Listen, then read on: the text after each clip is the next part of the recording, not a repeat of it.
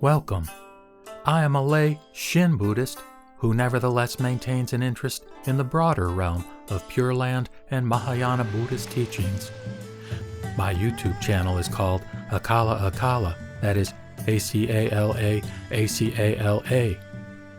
In these podcasts, I make a non-scholarly, humble, and sometimes bumbling attempt to explore a particular topic or question related to the wonderful Buddha Dharma. I hope you find them to be of interest. With that said, let us begin.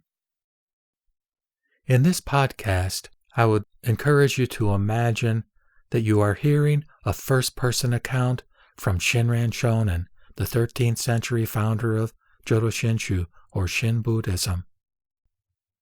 Let's imagine that he entitles this piece, I am Gutoku Shinran. My childhood years in turbulent 12th century Japan. I was born on May 21, 1173, into the Hino family of the Fujiwara clan. My birthplace was in a tiny village near the city of Kyoto, which at that time was the capital of Japan. My father, Hino Arinori, was a minor official within the emperor's bureaucracy. My mother, Kikonyo, was from a clan that became involved in a bloody rivalry when I was 7 years old.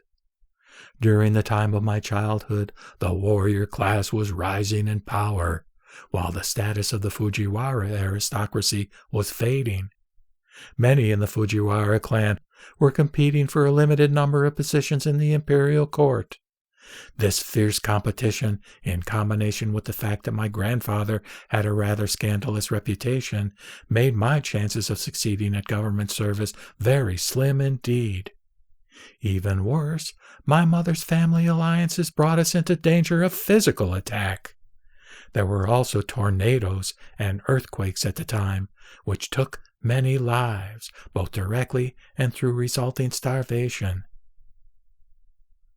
My years as a monk on Mount Hai.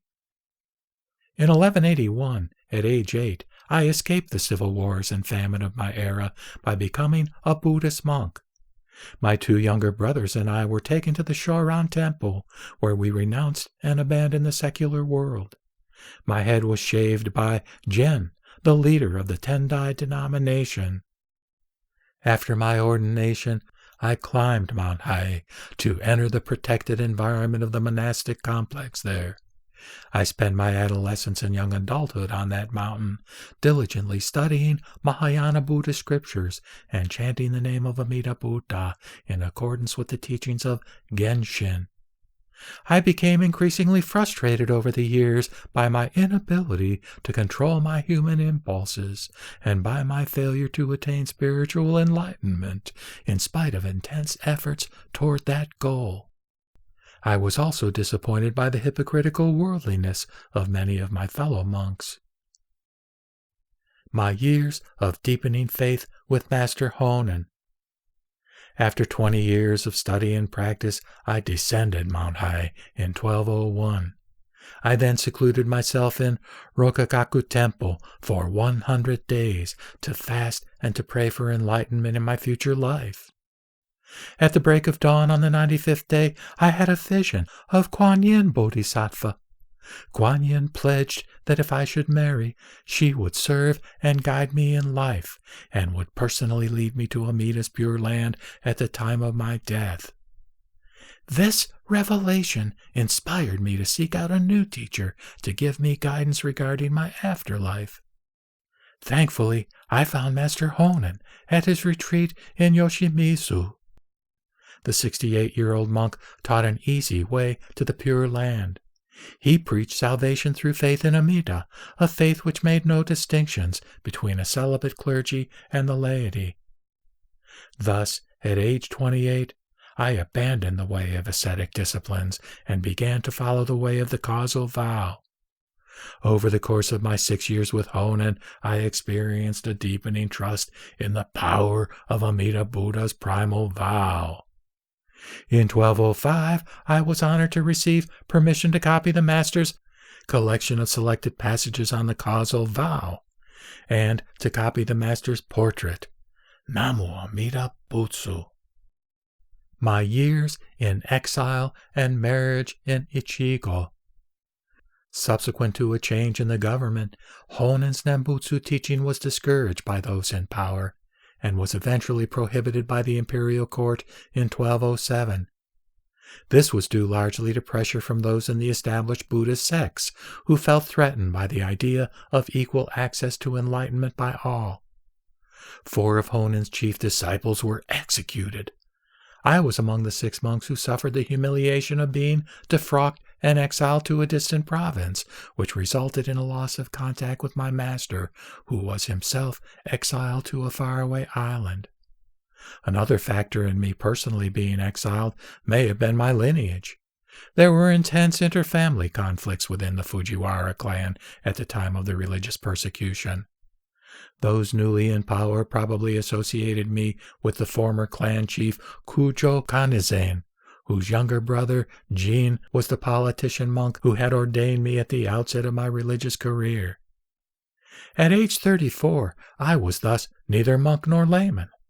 But in the cold and snow of Ichigo, my place of exile, I worked to cultivate my master's attitude by viewing this turn of events as an opportunity to spread the Nembutsu teaching into the outlying areas of Japan.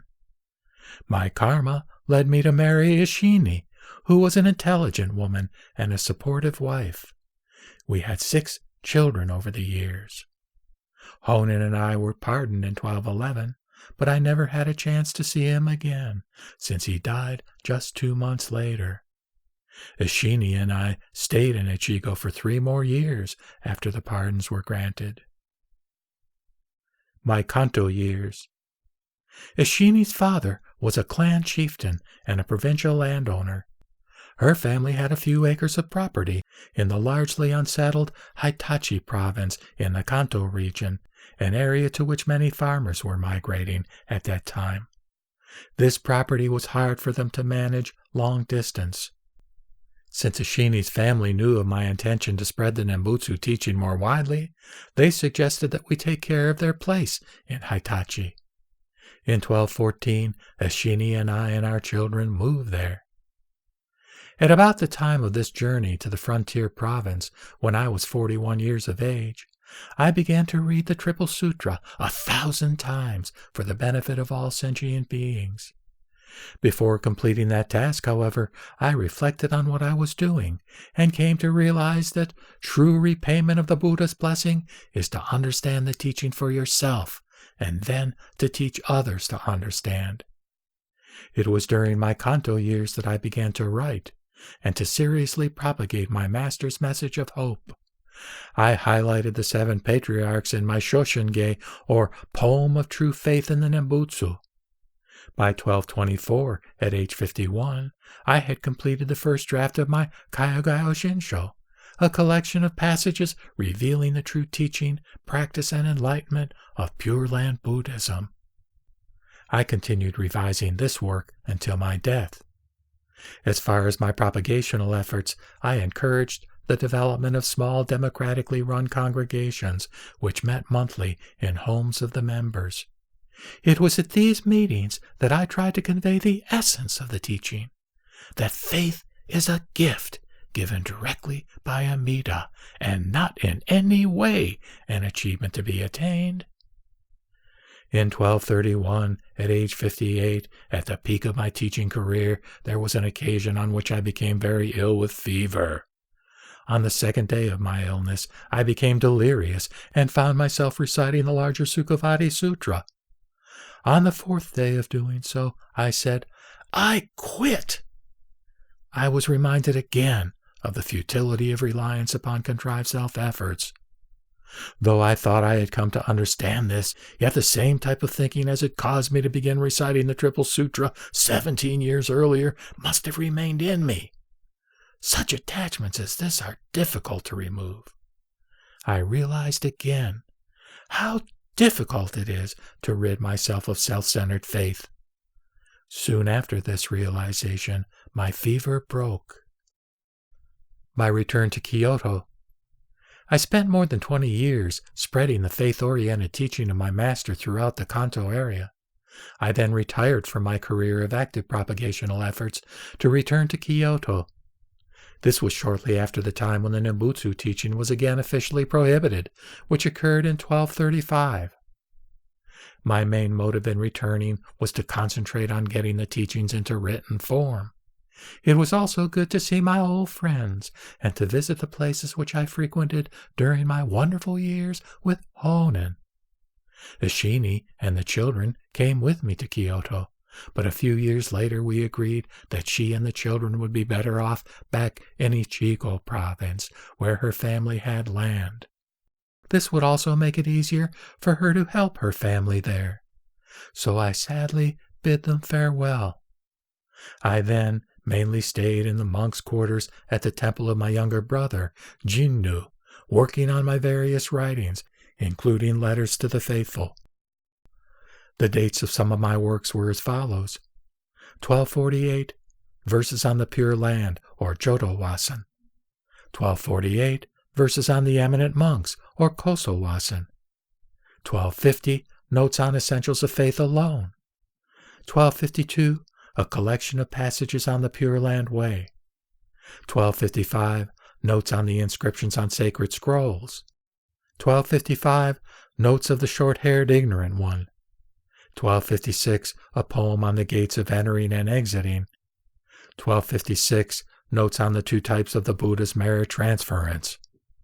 1257, Notes on the one's calling and many calling. And 1258, Verses on the Last Age.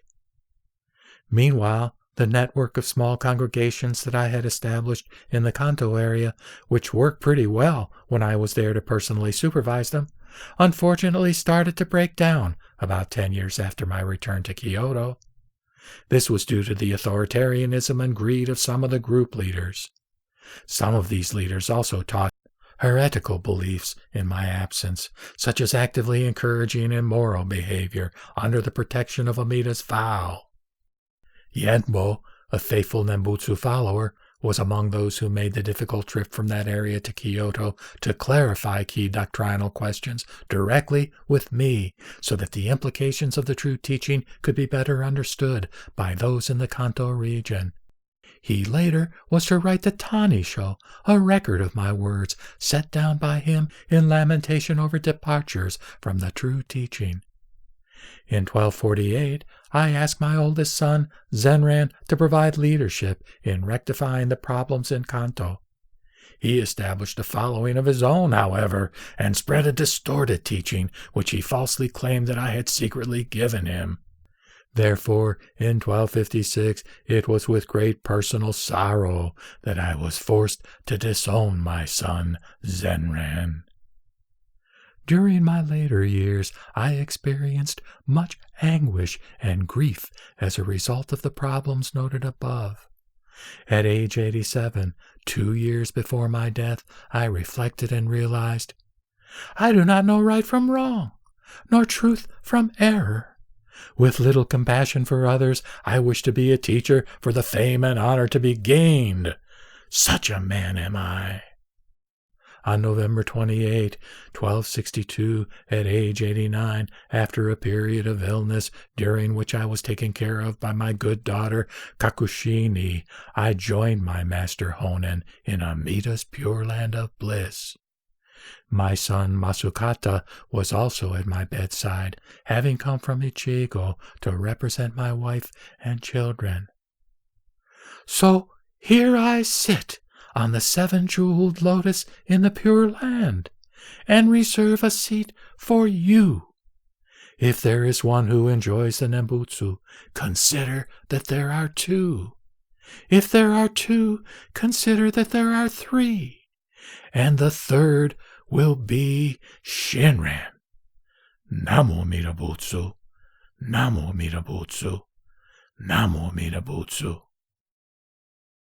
With that, I will sign off by reciting the Nembutsu, in gratitude for being embraced and accepted just as I am by Amida Buddha, never, never to be abandoned. Namo Amida Butsu, Namo Amida Butsu, Namo Amida Butsu.